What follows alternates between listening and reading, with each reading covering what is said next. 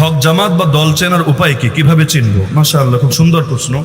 হক জামাত এবং দল চেনার খুব সহজ দুটো মাধ্যম আমি বলে যাই, এমন সহজ দুটো আলামত যেটা দিয়ে সবাই চিনতে পারবেন। এক নম্বর কাজ হলো মৌলিক এলেমটা হাসিল করে নেবেন। তালাবুল ইলমি ফারিয়াদাতুন আলা কুল্লি মুসলিম।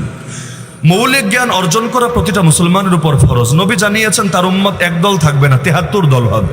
এর মধ্যে ৭২ দল যাবে জাহান্নামে, এক দল যাবে জান্নাতে। তো যতই চান উম্মতকে এক রাখবেন, পারবেন না, কারণ নবীর ভবিষ্যৎবাণী মিথ্যা হবে না, ভুল হবে না। তো ৭৩ দলের কোনটা জাহান্নামী দল আর কোনটা জান্নাতি দল ভাগ করবেন কিভাবে? এর জন্য নবীর আদর্শ আর সাহাবীদের আদর্শ চেনা লাগবে। এজন্য আপনি শহরের হন, গ্রামের হন, শিক্ষিত হন, অশিক্ষিত হন, আল্লাহ নবীর আদর্শ কি, আল্লাহ নবীর দাওয়াত কি, সাহাবায়ে কেরামের চেতনা কি, এই এতটুকু মূল সবকটাই যদি হাসিল করতে পারেন, অত লম্বা চড়া মাসালা মাসাইল লাগবে না। এই মূল সবকটাই যদি হাসিল করতে পারেন, তাহলে আপনি এই কষ্টি পাথর দিয়ে যাচাই করতে পারবেন যে কোনটা জান্নাতি দল, কোনটা জাহান্নামী দল। তাহলে জান্নাতি দল আর জাহান্নামী দল আলাদা করতে চাইলে মূল এলেম হাসিল করতে হবে। আর মূল এলেম ইসলামে এত সহজ, আল্লাহ নবীর জামানায় গ্রামের বেদুইনরাও এটা হাসিল করতে পেরেছে।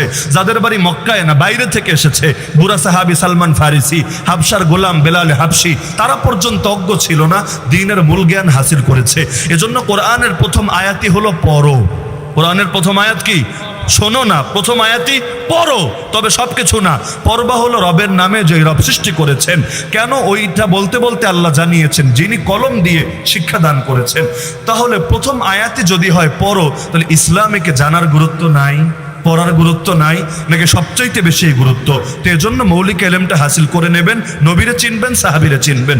এরপর যার সাথে মিল পাবেন তাকে হক মনে করবেন, যার সাথে মিল পাবেন না, ওর ব্যানার যত সুন্দর হোক, ওর মাথার পাগড়ি যত লম্বা হোক, ওর মুরিদ যত বেশি হোক, ওরে ৩ তালাক দিবেন, ওরে লাল কার্ড দেখাবেন। আর দ্বিতীয় আলামত হলো বাতিলের চোখের দিকে তাকাবেন।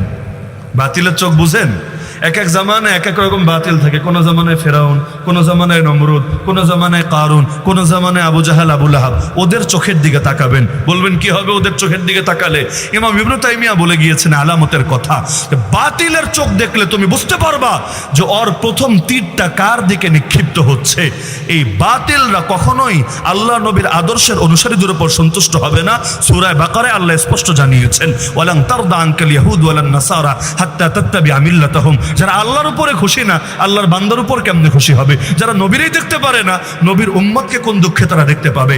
তো বাতিলের চোখের দিকে তাকালে দেখবেন যে যাদেরকে বুকে জড়িয়ে নিয়েছে, বুঝবেন ডাল মে কুছ কালা হ্যায়। আর যাদের বিরুদ্ধে তারা যুদ্ধের ঘোষণা দিয়ে রেখেছে, যাদেরকে মারার জন্য আদর্শিক কারণে, জমি জমার কারণে না, দুনিয়ার সামান্য স্বার্থের কারণ না, আদর্শিক কারণে যাদেরকে মারার জন্য, দমন করার জন্য একসঙ্গে সকল ঐক্যবদ্ধ হচ্ছে, বুঝবেন তারাই হকের উপরে আছে। এখন মনে করেন কাদিয়ানি একটা দল না? আরে কাদিয়ানি একটা দল আছে না? এই কাদিয়ানিটা চেনার জন্য আমরা ধরেন ব্রিটিশের চোখের দিকে তাকালাম, কারণ ওরা সৃষ্টি হয়েছে ব্রিটিশের জামানায়। ব্রিটিশের চোখের দিকে তাকান, দেখবেন ব্রিটিশরা কাদিয়ানিদেরকে মোটেও অপছন্দ করে না, মোটেও মারে না, মোটেও ধরে না, উল্টো টাকা দিয়া পালে, পৃষ্ঠপোষকতা করে। আজও পর্যন্ত কাদিয়ানিদের হেড অফিস কোথায় জানেন? ঢাকায়ও না, দিল্লিতেও না, ওয়াশিংটনেও না। কোথায়? সে লন্ডনে।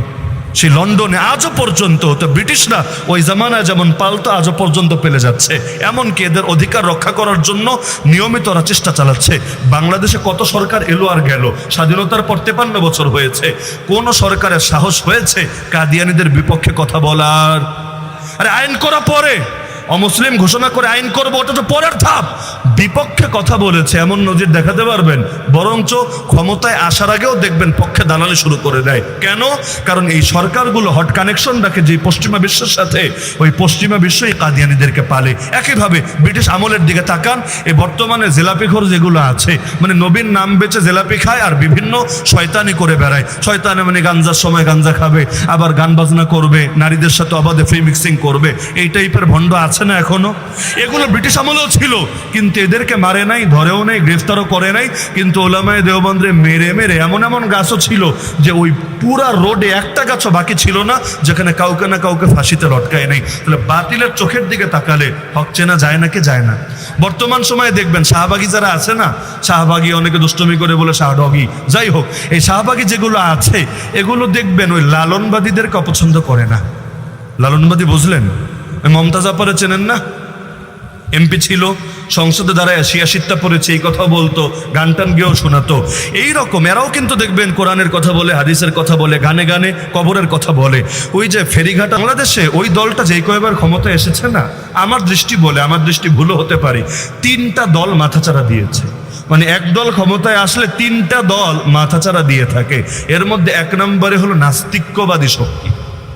1 নম্বরে কি? যারা নবীরা গালি পর্যন্ত দেয়। 2 নম্বরে হিন্দুত্ববাদী শক্তি। হিন্দুত্ববাদী শক্তি যারা ভারতের দালালি করতে গিয়ে দেশটারে পর্যন্ত ভারতের অঙ্গরাজ্য, রামরাজ্যের অংশ বানাতে চায়। 3 নম্বর হলো বেদাতি শক্তি। 3 নম্বর বেদাতি শক্তি, এদেরকে বড় ভালোবাসে, বড় পছন্দ করে। এজন্য দেখবেন বেদাতি হুজুররা মাইকে পর্যন্ত নৌকার পক্ষে বহুত গান টান গেয়েছে। ভাই, তোমারে মানুষ পয়সা দিয়ে এনেছে কোনো মার্কার পক্ষে দালালি করার জন্যে।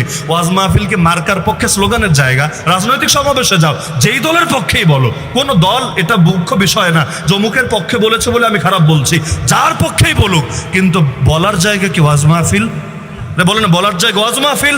কিন্তু এই শয়তানি করেছে নাকি করে নাই? বুকের মধ্যে নৌকার ফ্ল্যাগ লাগিয়ে নিয়েছে, ভেবেছে এই নৌকা তো নূহ নবীর নৌকা, এটা কি আর কোনোদিন ডুববে? এটা তো গিয়ে সফলতায় এবং চূড়ান্ত গন্তব্যেই পৌঁছবে। কিন্তু জানে না সব নৌকা নূহ নবীর নৌকা না, কিছু কিছু নৌকা অন্য নৌকাও হয়ে থাকে। তাহলে বাতিল দেখেও হক চেনা যায়। আল্লাহ রাব্বুল আলামিন আমাদের সবাইকে হক চেনার তৌফিক